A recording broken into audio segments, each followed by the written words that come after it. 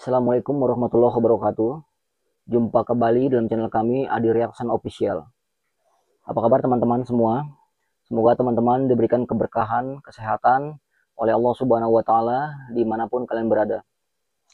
Terima kasih kepada teman-teman yang masih setia pada channel kami. Nah, untuk selanjutnya, pembahasan atau reaction dari channel kami berikut ini adalah masih mengenai tokoh sentral dari FPI ya, yakni Pak Rizik Syihab ya. Tidak ada bosan-bosannya kita mengulas satu tokoh yang sangat kontroversial ini ya, luar biasa ya. Ada satu kalimat yang menurut saya di luar nalar ini teman-teman ya. Bagaimana seorang yang mungkin panutan ya, tokoh ulama ya, yang uh, diteng apa dinisbatkan ya, beliau sebagai cucu Rasulullah konon gitu ya. Tapi ada satu kalimat yang saya sayangkan dan sangat tidak pantas ya untuk kita ikuti. Bagaimana videonya? Mari kita saksikan bersama. Selamat menyaksikan. Nanti kita reaksi secara positif. Kenapa saya katakan presidennya goblok, saudara? Kalau udah nggak ngerti agama, tanya dulu dong kepada para ulama. Tanya dulu dong kepada kiai. Jangan sembarangan dia hina Al-Quran, betul? Betul? Udah menteri agamanya, saudara, sesat, kurang ajar, korinya dajjal, istananya menjadi istana iblis. Siap mati untuk Allah, takbir. Kalau saya ajak turun ke pung istana, siap tidak? Siap tidak? Takbir. Baik teman-teman, demikianlah cuplikan video sedikit yang saya tukil ya dari salah satu tokoh yang sangat fenomenal ya, Pak Rizik Syihab ya, tokoh sentral dari FPI yang sangat kontroversial. Namun perlu saya reaksi agar menambah wawasan kita ya, sudut pandang kita bagaimana terhadap fenomena yang sedang terjadi dari seorang tokoh yang mungkin dikagumi ya, bagi sebagian kalangan, dihormati atau menjadi panutannya. Teman-teman, ada karya menarik dari Fran Magnisuseno ya tentang etika ya, etika Japanese Ethics and Worldview ya. Di sini beliau menerangkan tentang etika itu penting ya. Dan etika itu kita tidak bicara agama di sini ya, kita bicara kultur budaya ya pada masanya. Mohon izin ya, lebih menekankan pada budaya Jawa ya. Mohon maaf ya teman-teman, di sini saya tidak bicara suku segala macam, hanya sedikit membahas bahwa di Pulau Jawa ini ya ada suatu ya disebut dengan suku Jawa ya, itu mempunyai etika yang tinggi menurut Fran Magnisuseno ya pada masa lalu, paham nggak? Ya, jadi sebelum adanya Habib pun etika kita sudah tinggi, sudah ada adab di situ segala macam ya. Nah teman-teman, bagaimana sih etika kita, adab kita terhadap suatu pemimpin ya? Apabila kita tidak sesuai dengan kebijakannya ya atau aturannya segala macam, bagaimana cara kita untuk meluruskan pemimpin ya, mengkritik pemimpin, itu ada etikanya teman-teman, ada aturannya ya, bagaimana kita bisa memberikan kontribusi masukan yang lebih baik ke depannya bagi seorang pemimpin atau presiden. Namun suatu hal yang sangat tragis menurut saya ketika presiden atau pemimpin kita, amir, sultan, dan lain sebagainya sebutannya lah ya, tidak pantas kita sematkan kalimat yang kurang elok ya, atau berkategori tendensinya itu lebih kepada menghina ya, bukan kritik yang membangun. Nah teman-teman, memang banyak tokoh-tokoh yang menjadi kritikus pada bangsa ini ya, entah dari kalangan Islam, kalangan nasionalis segala macam ya. Dan itu sebagai hal yang biasa dalam konsep negara demokrasi ya. Itu hal biasa. Namun teman-teman harus diingat bahwa di sini saya tidak mengkultuskan presiden kita ya, mohon maaf ya. Apabila memang ada terindikasi salah ya mengenai aturan segala macam, kita ada ruangnya untuk meluruskan beliau. Ada tempatnya untuk mengkritik, namun ya saya sekedar mengingatkan jangan menghina gitu, menghina dengan kalimat-kalimat yang kurang baik ya, ya dengan kalimat goblok, dengan kalimat yang nggak sesuai lah dengan budaya adat istiadat di Nusantara ini ya. Nah teman-teman ya, nah di sini saya tekankan kepada tokoh sentral dari FPI yakni Bapak Rizik Syihab ya, yang sekarang masih belum terkonfirmasi ya sebagai cucu dari Rasulullah SAW ya. Wallahu alam bisawab lah ya, itu pembahasan yang sangat panjang luar biasa namun akademik ya, tinjauannya ya.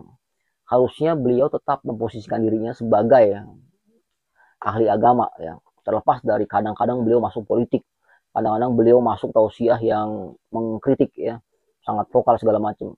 Namun pertanyaannya adalah, kalau sudah melakukan kontribusi besar terhadap bangsa ini, kita mengkritik ya, kadang kita bisa maklum ya. Tapi apabila kita mengkritik tapi tidak punya solusinya, tidak ada jalan keluar, apalagi tidak pernah mencontohkan, apa arti kritik kita? Alih-alih kita mengkritik ya, malah sebenarnya kita membenci. Membenci apa teman-teman? Membenci karena bukan tokoh yang kita dukung ya, bukan tokoh yang kita suka, sehingga ada kebencian dalam hati kita ketika kita mengkritik ya, bukan kritikan narasinya, lebih kepada menghina secara pribadi dengan kalimat goblok, bego, tolol, segala macam dan sebagainya lah. Satu sisi ya, yang kita sayangkan, yang mengucapkan kalimat itu memakai imamah, memakai peci, memakai kopiah, memakai simbol-simbol ya, sebagai orang Islam ya, yang alim, teman-teman ya. Di sini menjadi tidak sesuai. Lalu bagaimana Islam mengajarkan cara mengkritik yang benar ya? Bagaimana Islam mengajarkan tentang akhlak, tentang adab segala macam terhadap pemimpin? Bahkan teman-teman ulama kita sudah maklum, sudah tahu semua lah ya. Ya, ustadz kita sudah paham bahwa kita disuruh dalam agama kita kan, taatilah Allah, Rasul dan pemimpinmu ya. Ya. Itu kan sudah sering kita dengarkan ya. Artinya kita mentaati Allah, mentaati Rasulullah, dan taati juga ulil amri, pemimpin.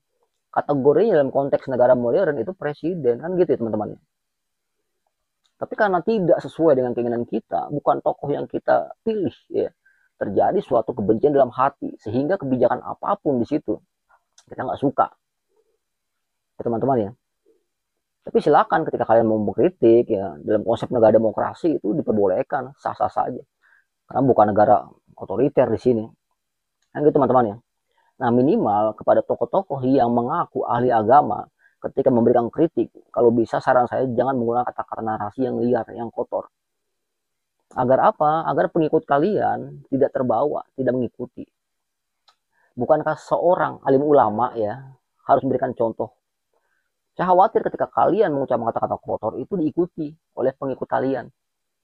Alih-alih kepada pengikut kalian sebagai tokoh agama, namun kontradiksi. Ya, ucapan kalian tidak sesuai dengan apa yang tersematkan kepada kalian ya teman-teman ya. Jadi di sini saya ingin mengingatkan pada siapapun juga ya, apabila kita tidak sesuai dengan ya atasan kita, presiden kita, pemimpin kita, silakan kritik dengan cara kalian masing-masing, namun jangan sampai mengeluarkan kata-kata yang kotor ya. Karena Indonesia, Nusantara itu tidak ada sejarahnya, tidak punya etika, tidak punya adab, tidak ada ya. Dari zaman dulu kita sudah paham arti etika ya. Banyak kan di media sosial kan tersebar bagaimana ketika orang luar negeri berkunjung ke Indonesia, apa yang mereka katakan dengan testimoni mereka. Orang Indonesia itu ramah-ramah ya. Jadi sudah terkenal, jangan sampai Indonesia sudah terkenal ramah segala macam menjadi kasar, kotor oleh oknum-oknum bahkan dari kalangan agamawan. Itu sangat saya sayangkan. Teman-teman mohon diperhatikan lah ya. Saya tidak anti terhadap kritik, nggak ada masalah ya. Orang yang paling dikritik itu sebetulnya orang yang paling memberikan kontribusi biasanya. Kenapa? Karena banyak memperhatikan. Tapi kalau kita ingin semua orang bahagia, senang sama kita, itu mustahil. Nggak mungkin. Kenapa? Karena kan begitu teorinya. Allah kan dicaci, Rasul dimaki, presiden siapa, gubernur siapa, wali kota siapa, kita siapa. Nggak mau dicela, nggak mau dihina, nggak mau dimaki. Teman-teman ya. Sama kepada Pak Habib Rizik Syihab, apakah nggak ada maki-maki mereka, beliau? Ada juga kan. Jadi kadang-kadang sesuai dengan ucapannya ya. Beliau maki-maki seorang presiden, mengatakan goblok segala macam. Jangan heran ketika ada pendukung dari presiden yang menghina antum kembali. Di situ siklusnya. Kenapa? Karena ketika orang berbuat sesuatu ya, Anda akan terima kembali apa yang Anda katakan terhadap seseorang. Ketika Anda menghina, Anda siap dihina. Karena ketika saya perhatikan ya, dalam berapa puluh konten yang saya dengarkan ya, sudut pandang saya ini teman-teman tidak mewakilkan teman-teman semua, tidak mewakilkan dari keseluruhan ya. saya perhatikan gini loh, tokoh FPI yang sangat sentral itu Pak Rizik Syihab itu sering mengkritik ya apapun yang terjadi di negeri ini ya, dari sudut pandang beliau demi kebaikan bersama, demi kebaikan umat katanya segala macam ya. Tapi saya memperhatikan banyak yang saya anggap tidak sesuai dengan yang beliau ucapkan. Ketika beliau mengkritik pemerintah, siapapun juga dikritik tidak sesuai kebijakannya. Tanpa sadar saya perhatikan Pak Rizik Syihab ini termasuk yang anti kritik. Buktinya apa? Oh gampang. Ya. Yang sedang viral 2 tahun ini kan masalah nasab ya. Pembahasannya secara teoritis, secara akademik, dikeluarkan tesisnya. Apakah disanggah sejak awal? Tidak teman-teman. Ya. Tapi dikonter dengan cara yang liar, yang keras, sanggahan ya, yang menguatkan bahwa saya zuriyah Rasulullah, bahwa mereka yang membatalkan itu salah dan salah. Mereka dengan emosi, nggak mau membuka diri. Maksudnya apa, tujuannya apa, tesisnya apa. Artinya apa ini? Artinya beliau juga anti kritik. Saya perhatikan. Ya teman-teman ya, perlu diingat ini. Untuk masukan Pak Rizik Syihab, mohon apabila antum sering mengkritik ya, menggunakan kata-kata yang tidak pantas segala macam terhadap presiden, terhadap polisi, terhadap siapapun juga. Ketika ada yang mengkritik antum, ya wajar juga. Apalagi kritik nasab. Itu hal yang biasa sebetulnya. Apakah ada kebencian? Nggak ada. Nggak ada. Dari sudut tinjauan agamis nggak ada. Tinggal dicari sejarahnya, referensinya, ya kan.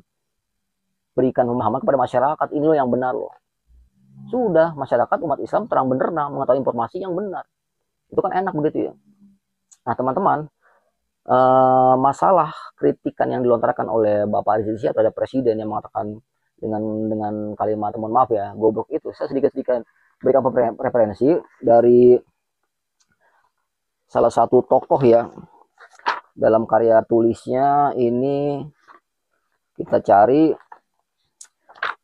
untuk literasi aja teman-teman ya, untuk literasi, untuk pemahaman kita, sehingga kita ada sedikit keilmuan lah. Dari tulisan KW Dutch Nationalism and Social Communication ya, di bagaimana komunikasi sosial. Nah teman-teman, ada yang menarik di sini. Beliau mengatakan dengan analogi begini loh. Banyak pula yang akan tergantung pada kemampuan pihak penerima untuk memilih ya. Ini kita bicara masalah hukum komunikasi di tingkat nasionalisme dan bagaimana komunikasi politiknya di situ ya, antara tingkat atas dan tingkat bawah, bagaimana cara mengkritisi ya. Beliau menggambarkan satu analogi yang sangat menarik nih. Dutch menggambarkan hal itu dengan contoh sebuah kunci dan anak kuncinya. Nah teman-teman ya, energi yang diperlukan untuk membuka sebuah kunci dengan bantuan anak kunci yang tepat sangatlah kecil.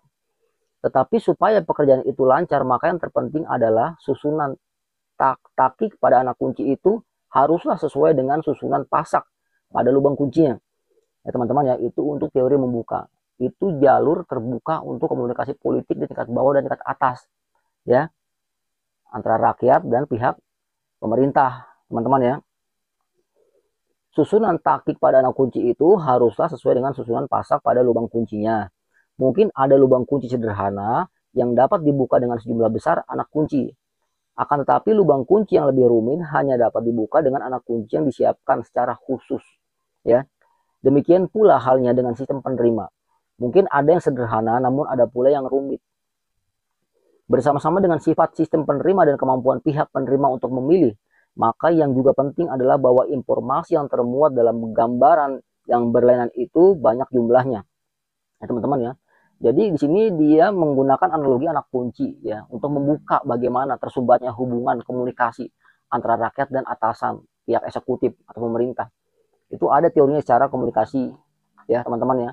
Jadi enggak hanya sekedar menghina ya, menggunakan kata-kata yang tidak pantas. Dalam sistem negara kita bagaimana kita ingin menyalurkan pendapat kita.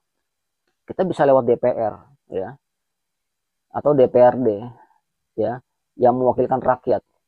Ya, atau kita bisa demo segala macam. Namun di sini saya tekankan ya, tidak atau jangan sampai meluangkan kalimat-kalimat yang cenderung menghina ya kepada pribadi maksud saya ya, termasuk kepada presiden kita. Nah, teman-teman, di sini saya menyimpulkan bahwa Pak Rizik Syihab ya cenderung tidak sesuai dengan pemimpin siapa aja menurut saya ya, sebelum Pak Rizik Syihab mendapatkan pemimpin ideal dari mungkin ya, mohon maaf ya, dari golongan beliau atau orang ya yang cocok dengan pribadi beliau atau golongan beliau. Namun ketika tidak sesuai dengan keinginan beliau, banyak kritikan yang dilontarkan, bahkan menggunakan kalimat-kalimat yang tidak pantas ya. Kita ambil contoh ya, pada masa lalu ya ada tuh sejarahnya tuh, sampai jejak digital masih banyak tersebar hingga sekarang ya. Masalah Bapak Abdurrahman Wahid ya, atau Gus Dur ya. Mungkin teman-teman udah paham semua ya, bagaimana beliau menggunakan kata-kata yang sangat tidak masuk akal ya, bahkan sangat luar biasa itu. Saya juga agak berat untuk menerimanya. Gus Dur itu buta mata buta hati ya, dalam tinjauan beliau lah segala macam panjang lah ya. Sedangkan Gus Dur satu sisi, walaupun mungkin ada khilaf, ada salah segala macam, nggak juga dikonter langsung secara frontal seperti itu. Kenapa? Karena sudut pandangnya begini teman-teman. Posisi Gus Dur pada masa lalu adalah seorang presiden, pemimpin kita, gitu loh. Ya, saya juga ingin objektif nih kepada Pak Rizik, tujuannya baik mungkin ya, mengkritik Gus Dur. Tapi kan ingat yang tadi saya lontarkan ya, ketika antum bisa mengkritik, antum cenderung nggak mau dikritik. Itu yang saya nilai, yang saya lihat dari seorang tokoh Rizik Syihab ya. Ya semoga kedepannya Pak Rizik Syihab mampu membuka diri lah untuk kritikan-kritikan dari luar ya. Sehingga adil di sini. Ketika antum mengkritik seorang presiden, gubernur, siapapun juga ya, antum harus rela dan siap dikritik. Tapi ingat, jangan menggunakan kata-kata kasar dan kotor ya. Saya tidak sependapat itu ya. Nah teman-teman, demikian ulasan atau reaksi saya terhadap video Bapak Rizik Syihab mengenai ucapan beliau yang menurut saya tidak elok, tidak pantas ya, sebagai seorang rakyat ya, terhadap presidennya ya. Sedangkan beliau ahli agama, harusnya memberikan pencerahan kepada masyarakat bagaimana adab akhlak terhadap presiden atau pemimpin. Kalau memang tidak sesuai dengan golongannya, dengan pribadinya, ada cara lain ya, mungkin bangun partai, mungkin masuk koalisi dan sebagainya, calonkan diri menjadi presiden. Itu lebih gentle menurut saya ya. Demikian teman-teman ya, apabila ada kata-kata saya kurang berkenan, saya mohon maaf. Jumpa kembali di lain kesempatan ya. Wassalamualaikum warahmatullahi taala wabarakatuh.